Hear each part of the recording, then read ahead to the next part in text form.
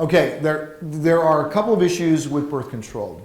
The first issue is it right to use birth control at all? Is it right to use contraceptives? To address that issue, I recommend something Kathy and Steph and maybe somebody else from our ministry put this together, and you've got it there, right? Some recommended books and resources for sexual purity. Down at the bottom, helpful EPM web links, a dialogue about birth control. I highly recommend that. I hesitate to do that since I wrote it, but the reason I highly recommend it, though, is that what I did years ago was I tried to take the best arguments against birth control and the best arguments for birth control or contraception for believers, and then have two people make that argument with each other, both sincere Christians. The reason I like that is that you usually have it's one or it's the other. And you can kind of read one and sort of be convinced by it, and then you go and read the other, and then you're confused. So I put it together where, okay, argue this. And I used to, when I taught ethics at Multnomah, I used to assign people, I get them to state their position about birth control, and if they were against birth control, then I required them to write a paper in favor of it.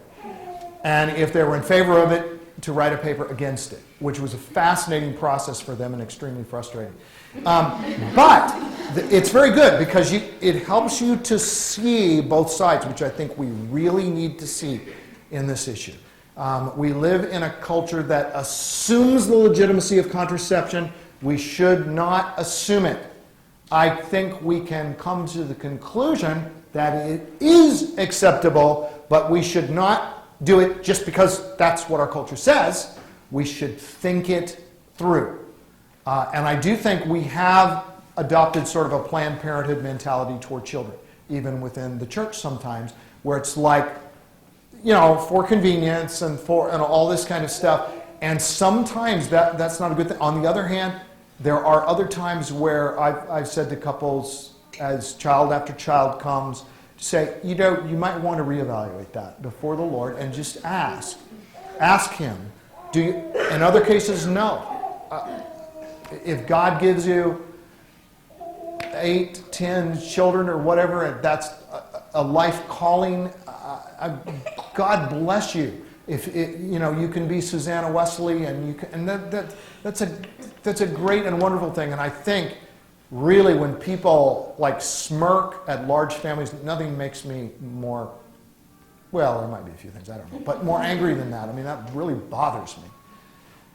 Children are a blessing from the Lord, Scripture says. Which other blessings are we working so hard to stay away from? Financial blessing is a gift from the Lord. Well, I'm going to stay away from that one. You know, so there's both sides to this. Wrestle with both sides. That dialogue will help you. The second issue then is, if we are going to use contraception, what contraception should we use? I think the only contraception that you shouldn't use is either one that, for whatever reasons, is compellingly uncomfortable for one or both partners, but more particularly is if that contraception is a potential abortifacient, causing an early abortion, in my opinion, you should not use it. Did it mention IUD? Yeah. There's debate over the IUD. It used to be clear-cut. Everyone believed the IUD sometimes causes the already conceived child to die. There are some people now who argue actually it doesn't, including some Christians. To me, it's still uncertain enough that I wouldn't choose that, because if you're in doubt, err on the side of life, you know. The other one, oral contraceptives, the pill, and you know, then there's Norplant, and there's other types of things that function similarly that are not exactly what the pill is. But this book, which is yours at no charge like the other books, and I think we have a good quantity of these, but does the birth control pill cause abortions? How many of you read this or familiar with this? Okay. If you want something smaller, there are articles on our website of different sizes that's got this edited down. But if you really want to know, I'm not a physician, but I am a researcher, and I did a lot of research from medical journals. I didn't just wing it on this. I went into it hoping that the birth control pill does not cause abortions. I very much was disappointed to discover that I think the medical evidence is compelling that it sometimes does. And so let me just, before the break, just summarize the 3 ways that the pill works. And you'd think everybody would know this, but I didn't know it, and I found it's stunning how many physicians don't know it. The 3 ways that it operates and the detailed information that is supposed to come with every birth control pill that nobody ever reads should have this information in it. Certainly the physician's desk reference, which is a standard guide for physicians, does have this full information, and all of them say the same thing. And I've been on the phone with 3 different birth control pill manufacturers talking to their scientists in their labs, and they all say the same thing, even though some Christian physicians say, oh, but no, this is not true. And to which I say, have you done your homework?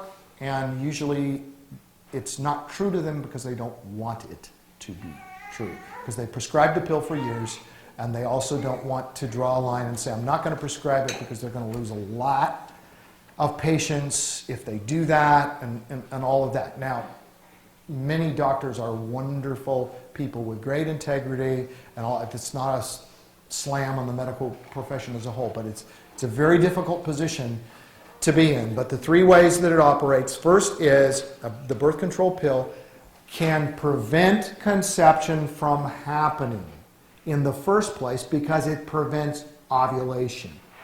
If there's no ovulation, obviously conception doesn't take place.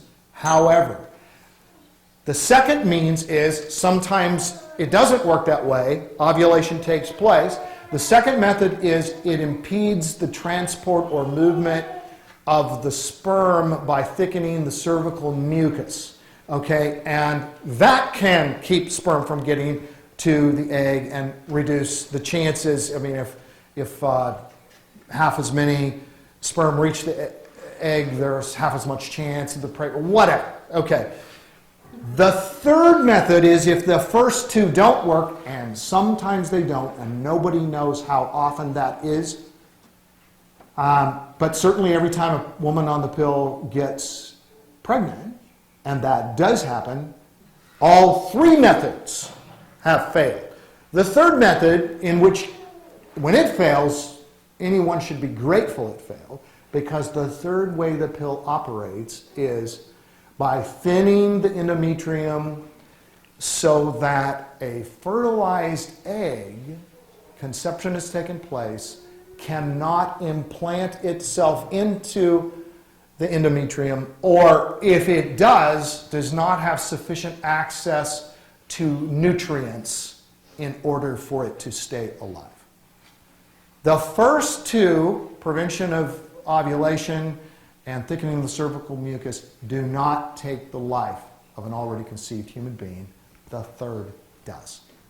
So to me, it has major ethical implications. You've got to decide that for yourself.